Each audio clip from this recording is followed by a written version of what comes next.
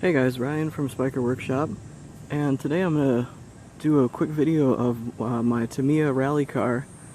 I figured I would do it because they're about to repave our streets, and the whole street is covered in kind of coarse gravel, so it's perfect to try out this thing. Just a quick look at it. I got some pretty beefy rally tires on it.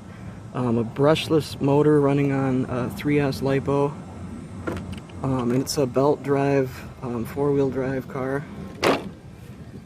So let's see what it can do on this street here.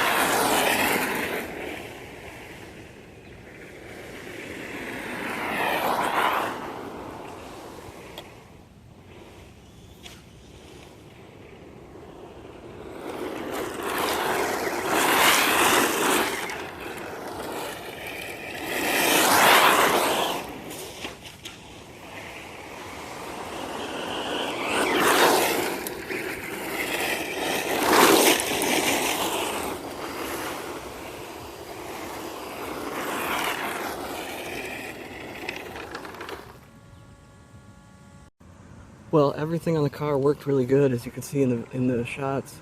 The only thing that actually happened was the cooling fan for the ESC stopped spinning, because I think there got a rock got caught in the fan. I have to take it apart and get at it to get the rock out of the fan. But other than that, I forget the exact model number of this car, but it's one of their rally chassis. I'll have it in the video's title. But this is a really great car. What's sweet about it is the motor is in the front of the car, so the whole center of gravity is really far forward. So it makes handling it like really easy. I'm using a lot of Hobby King parts, like their 3-channel radio, and I actually have a sound system in there, but I didn't have it plugged in during the video. It sounds cool, but I wanted to get the gravel sound effect on the film. Yeah, a couple times I've had some pretty hard impacts where the rod for the suspension arm gets out from underneath the end.